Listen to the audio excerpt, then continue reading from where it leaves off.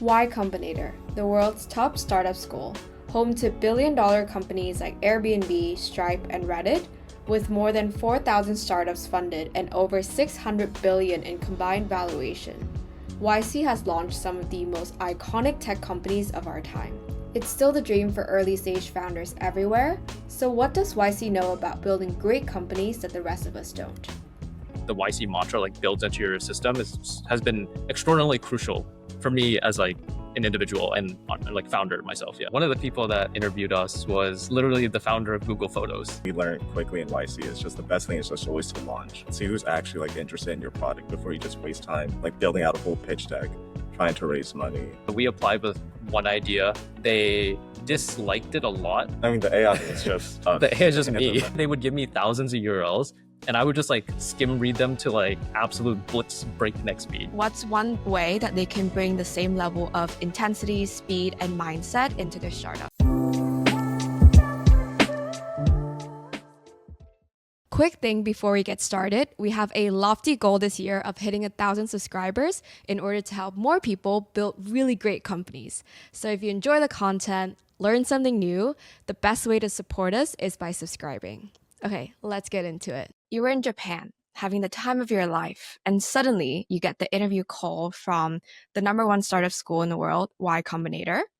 This was the moment that could mean quitting your job and going all in on this wild new path. Walk me through that interview and that moment. Vivek and I have started a lot of stuff together, and we met freshman year at Penn. That's the origin story of things. After we graduated, we went on our separate paths basically and started doing our own things. But I think the desire to create and launch our own things was always there, right? We had already done a few things during college and we enjoyed it, I think was my initial take. So when we were in Japan together, it just felt like, we were just vacationing and for some reason the time was just right, It's when I was in Japan, I was just fully on vacation mode. Was not expecting the interview because I think we applied 2 months before the actual interview happened. And they gave us 2-day notice. So it's immediately ending vacation and going back into grind mode to prepare for the interview. Right. There is still a very memorable Airbnb in Sapporo, which was where basically hounded over a table working Pacific hours in Japan, just basically getting everything prepared for the interview whilst working our normal jobs. So that was intense, but it was a very fun and memorable time. And I think that will be an Airbnb we'll visit in the future. Yeah. Is my take. Yeah, I love that. And so obviously, a lot of people want to get into YC, and the application process is in itself a beast, but the interview is also a big determinant factor. So would you walk me through the interview? How did you feel? Did you think you nailed it? What was the initial emotional reaction coming out of it? I don't think I know a single interviewee that went through that interview and thought they did well on it, if I'm being realistic. Because most of the people, or at least the 99% of folks that are going through are relatively new founders or people who have not raised a ton of money, or even if you're a second time founder, you don't have as much experience as some of the folks that are interviewing, Yeah. The guy who interviewed us, or one of the people that interviewed us, was literally the founder of Google Photos, Wow. What about Dalton, Spotify competitor? Yeah. Also Michael Seibel sat in on the call. Yeah, Michael basically founded Twitch, amongst other things as well. But yeah, you're basically being grilled by these people who know a lot and are very good at what they do, right? They're professional investors at the end of the day. So they ask some very tough questions, essentially, right? And as much as you can try to prepare, I just feel like you're going to get exposed one way or another. And that's what happened with our first idea, right? So we applied with one idea. They disliked it a lot, I'll put it nicely, but they really liked our other ideas. And that is the other idea is actually what we've been working on since this day, basically. But long story short, it turns out they were right about our old idea. So I guess professional investors, right?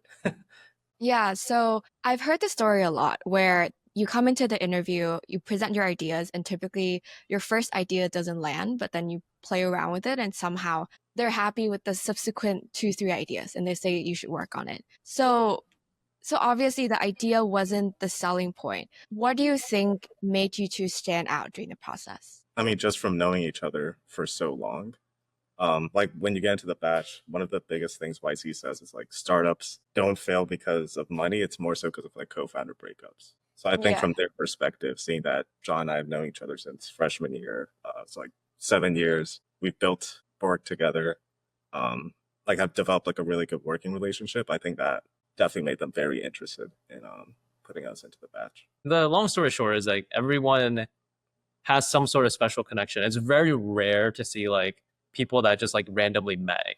Like, yeah, I mean, again, if you really build on the idea of like co-founder relationships are the most important thing at early stage, then that is like by far the biggest factor that I think YC like looks for. And I think was part of the reason why like our relationship was able to drive past the fact that we had a bad idea, basically. Yeah.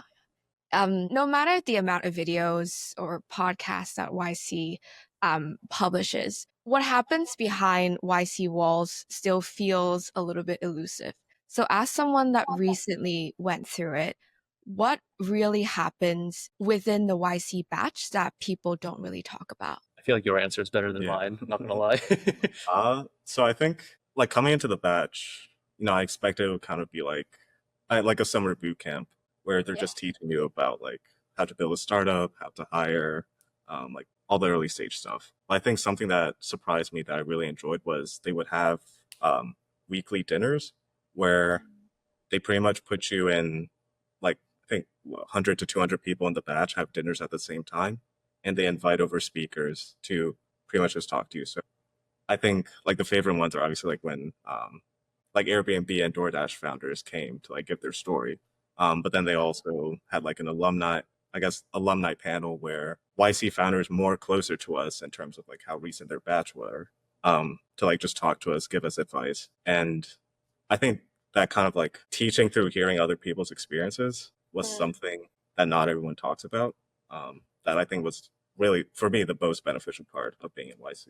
Yeah, I mean, just hearing founder stories in general, I think are pretty cool, right? Like, Yeah. I know some folks in our batch have already been invited to some of these like events and like have spoken, and I think it just kind of goes to show that there's a lot of similar experiences across the board, which kind of leads into what I thought was very interesting was the cohort system in that like every company in YC is like in a little pod essentially. It's like a little YC, right? So like I think there were like 10 groups, 10 companies in our group basically. And every week we would meet to talk about problems and like what our goals were, basically setting metrics and stuff to kind of push yourself. And I think it creates this like almost, it's kind of funny in a way that it's like helpful because you're talking to other people that are going through the same problems as you. But it's also like somewhat competitive at the same time because you'd be like, oh, this company is doing X now in money or X, B in ARR. Maybe we should try something and try to push to get faster or get to that number faster, you know? But I mean, these folks that were in my group are like still my friends to this day, and I text them occasionally, and they ask us questions about like, hey, what do we do about hiring and whatsoever, you know? So it's a nice little community being built within the broader scope of YC as a whole. Yeah. Yeah, that's super lovely. And it transitions really well to my next question in the sense that, so there's really, it seems to be like three main pillars with YC. It's the network, it's the coaching, and also the name recognition. If you had to delete two and keep one, which one mattered the most to you? Yeah, for me, definitely the network. I think it's just being surrounded by engineers who just want to, build from scratch, just try to like build something phenomenal. I think really helped my growth in becoming a good engineer. Like I feel like I was working for 2 years before YC, and I feel like just during the batch, just grinding, building, talking with other people, like I grew so much more of an engineer than before. But then also post batch, like you still have the network that you can reach out to. When it comes to coaching during the batch, that was very good. But it's also like coaching is only going to happen during the batch, but like the network is going to like last for the rest of your life. Yeah. I mean, where else can you find a whole bunch of people who don't leave their house for a week to code? Yeah. That was him. I literally just discovered this a few hours ago. Ridiculous. I have a more contentious answer, I would say. I think if we weren't selling to if we were selling B2B to other YC companies, then the network is like by far the most valuable thing possible. But I think given the nature of what we are working on, like a lot of the companies in YC's network and like YC's network itself do not lend very well to like the area that we're in. So I would actually say for me, like at this moment in time, the coaching would be the number one most important thing because I mean, we've talked about this interesting problem where like I feel like Penn entrepreneurship or like college entrepreneurship teaches you really strange things that don't actually help you become good at what you do. Like Yeah. I talk with people that are creating stuff all the time, and the number one thing I think YC has like reworked in my mind is like the sell before you build mentality. And I'm sure we'll talk more about this like later on when we talked about like how we got our first customer.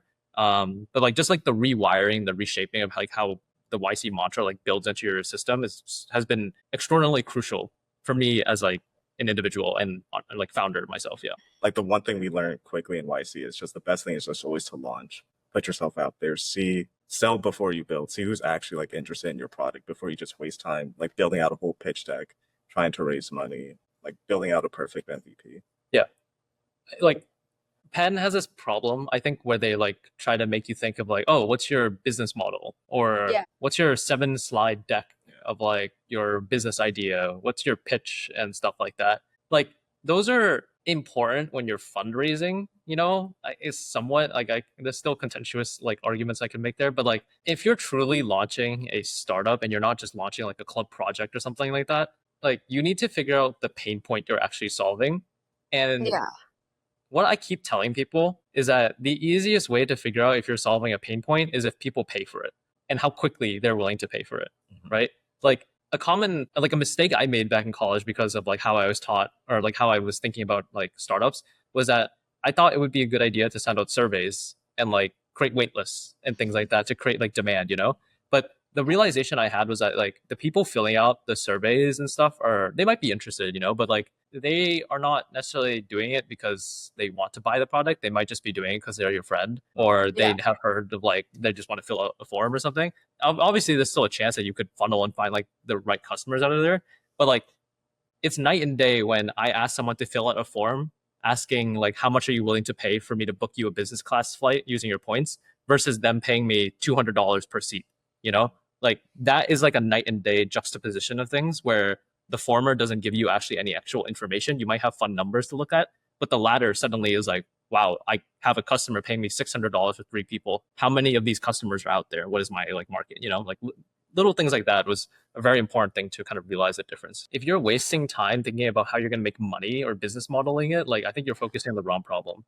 You know, it's like your goal at early stage is to grow as rapidly as possible and get as many customers as possible. Find PMF, you know, like my goal is not to create a fun, sexy slide deck, you know, like people reach out to us and be like, can we invest? And I'm like, go away. I'm like working on customers right now. Oh, that's a good problem to have, you know, to tell them to go away, come back later. And I'm curious, if someone doesn't get into YC, what's one way that they can bring the same level of intensity, speed, and mindset into their startup? I think from my guess, like from what I would think about, like if we didn't have YC and we just like watch a bunch of videos, like I think the biggest takeaway I would tell anyone is just like make sure you really think about like selling before you build. Like really take that to heart. You know, like there are some crazy things you can accomplish with this notion that save you so much time. It's like it blows my mind how simple the idea is, but like it works. Yeah. What would you say? Yeah, that too, and as well, I mean, just finding a community of founders to be around. Because grinding with other people just gives you so much more motivation. Yeah, I mean, this is why we like have a hybrid environment. You know, I like seeing everyone together, and it's like fun to work together and like do stuff. You know, you can only do so much with remote communities, for example, which is like very ancillary or similar to like an in-person work environment. So obviously pros and cons to everything, but I think having that community and just like taking the real idea of like making sure you're solving pain points and like selling before you build are like very key notions, I think, to give that YC intensity, you know? Oh, I think this might lead to another question, but doing things that don't scale, which YC like, really loves to sell. More mantras. Yeah, I feel like a lot of people, and like us included, like when you're starting out a startup, you feel like you have to do everything perfectly or like have to make sure the product is actually working 100% and all that. But now realizing a lot of it is just doing things manual to actually provide a good experience to the customer. And yeah, that just like goes further along with PMF because I mean, as long as they're paying, you know they want it. the more money you have, then you can like worry later about, hiring a team to actually like polish the product. Yeah. But yeah, biggest thing is just getting people to pay for what you're selling. Yeah, I love that. Really great tidbits of advice. And I also think it's like there's this saying where you are the 5 people that you surround yourself with most. So it really speaks to being surrounded by the same level of intensity and building together and creating together. So you mentioned you pivoted a couple times. Walk me through one of those decisions and when did you know you had to make a change of direction? Like we were basically trying to figure out like different angles to innovate affiliate marketing, right? So what our original idea was basically, or one of the original ideas was basically trying to help affiliate marketers get a better understanding of their affiliates and like finding more affiliates and just like growing that pipeline. If affiliate marketers want more creators to market their product, it's like a flywheel. They would use our software. Now, there was a company that kind of, we feel, led us on. It was kind of dragging their feet for like a month or two. They signed an NDA, though they gave us an NDA, and they were like, "Oh, we're so excited to build this like affiliate relationship management tool with you." And then they completely ghosted us. I believe I followed up like 4 or 5 times. And by the way, we met in person to talk about it too. They still like my posts on LinkedIn. It makes no sense, but like the realization we had was like, wow, we should have almost immediately realized that the fact that they weren't paying for this or like willing to go through legal processes or something like that, or not even like log in, like we were just kind of clinging on to hope at that point because we were just like scrambling to figure out something. But I think it just goes again to the idea of like making sure you're really solving a pain point that someone needs, because if you are, they will be willing to throw any amount of money at you for it, even if it doesn't work. I think a big lesson we learned is that you should do paid pilots. Like during this like pivot John was explaining, we were doing like free pilots, which we thought would help like actually understand if like the like customer actually wants the product that we're selling, but it turns out that they did not really care. They were just either being nice or just thought it was like a cool tool they could try out. Yeah.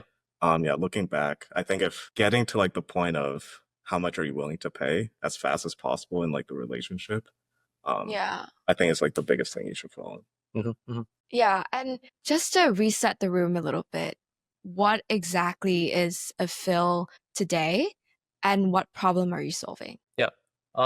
So Affil is basically building AI compliance for financial affiliate marketing. So we help companies basically make sure that everything that they write about is meeting credit card marketing guidelines. So a more specific example is like, we'll help a content creator make sure that they're advertising the Chase Sapphire Preferred or the MX Gold correctly.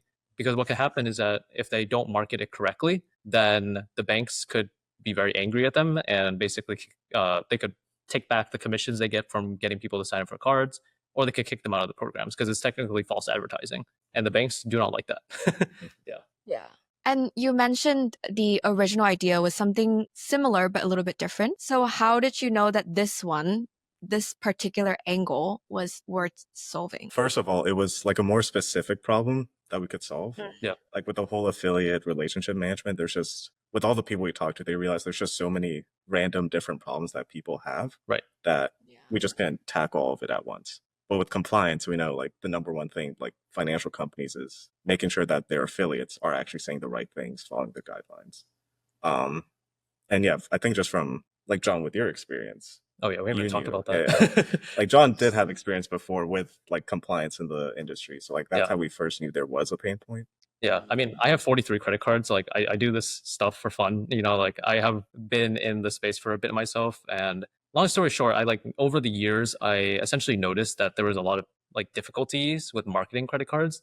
Like I remember I tried to become a affiliate myself of one of the credit card programs back in like 2021, 2022. And then they were like, oh, here's like compliance stuff. And I was like, I was in college and I didn't really care that much. And I was already making a good amount from like referrals and like that, whatnot, like by then. But then I worked at another travel startup right before this.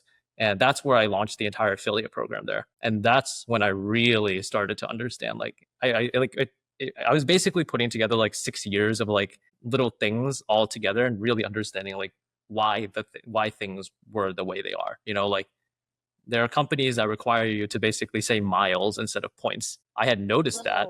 I had no idea why that was the case, and now I understand why. And I've noticed that like other companies will be like, oh, our statement credits have to be advertised as up to.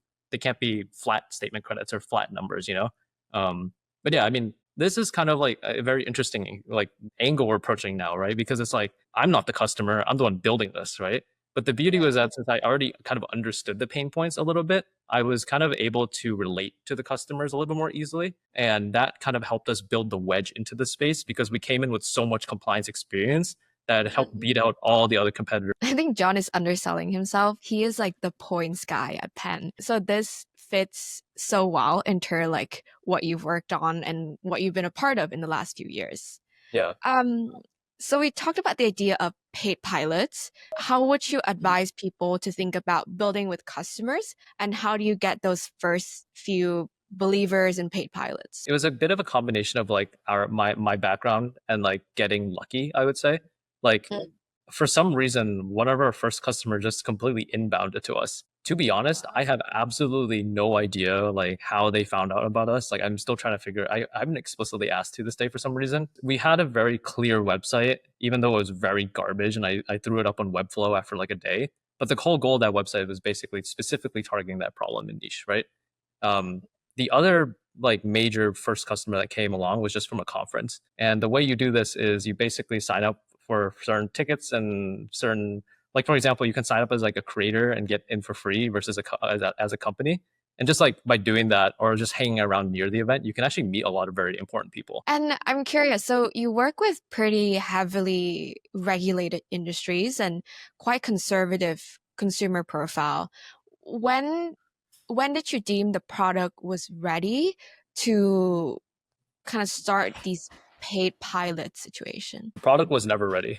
Talk about like that first customer. I think this actually leads out pretty well. So basically, like we heard what the pain point was from one of these customers, right? And we were like, this seems to be the exact pain point I experienced at like when I was doing compliance myself, you know?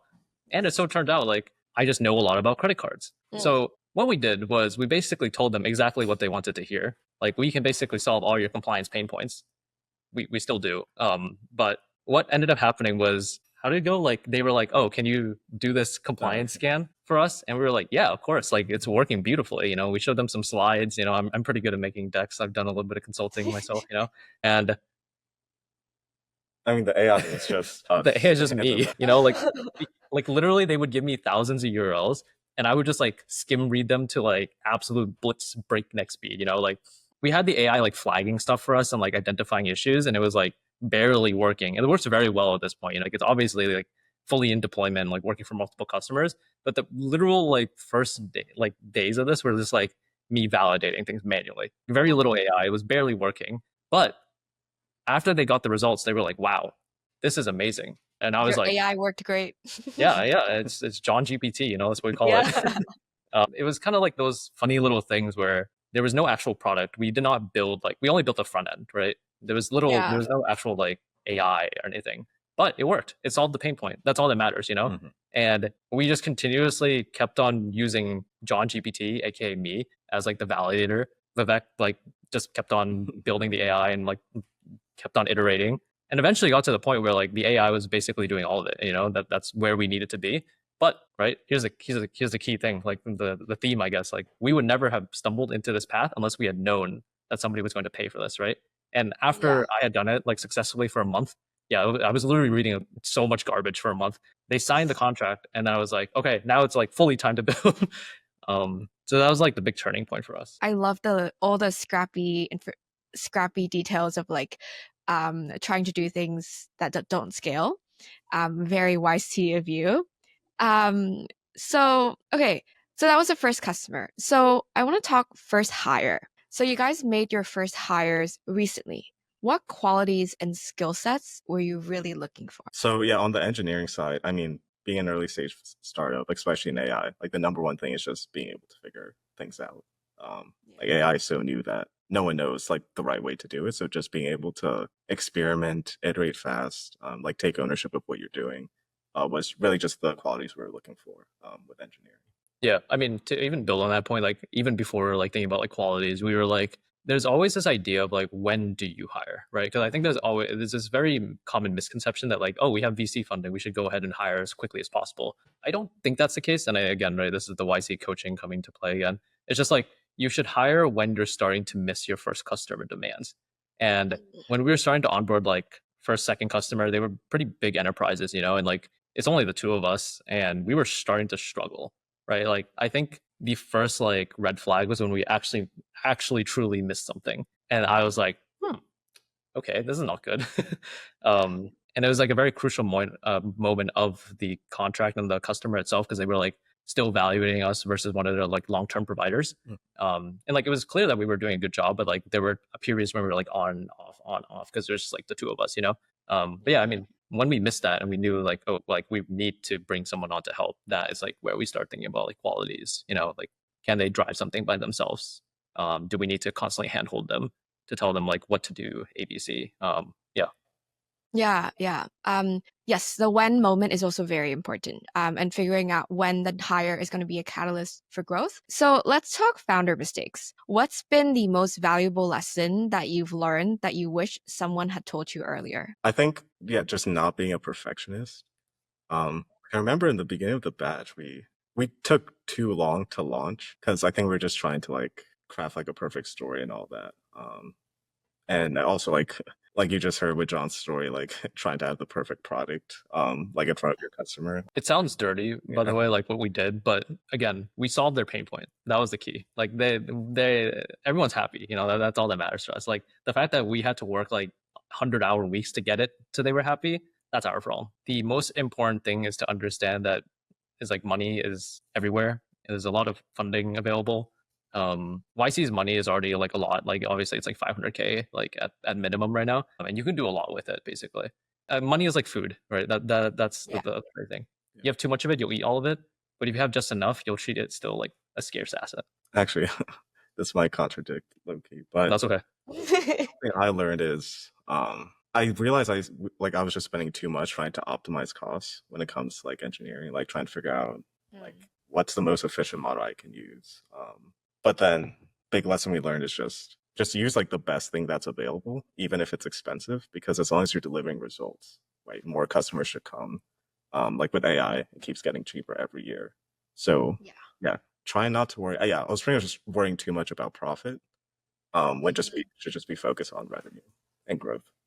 Yeah, completely agree. I think you should only take money if money can really drive catalyst to growth. So I'm going to read you a few company slogans, and you can tell me if they're real or fake, and bonus points if you know the company. Okay. There's a couple that I think you guys should get.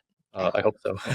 Okay. Don't live life without it. I don't even know if we have do we have a slogan?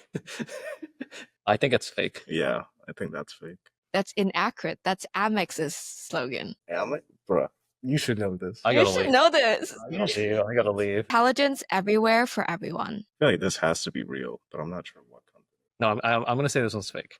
I think this is too broad. Yes, this is fake. Move money at the speed of trust. Venmo? No way, right? No. I was gonna say Visa. No. This is fake. But it sounds real, right? It does sound real. Where knowledge begins. Yeah, this one's real, but I don't know where it's from. Think about it. What are the big companies these days? My hint is that they raised a round in the last year, and they're a big AI company. That's all the AI companies. Yeah, sorry, that didn't help at all. What's your guess? Is it OpenAI? Perplexity? Yes, it is Perplexity. Make something people want. Never heard of that one.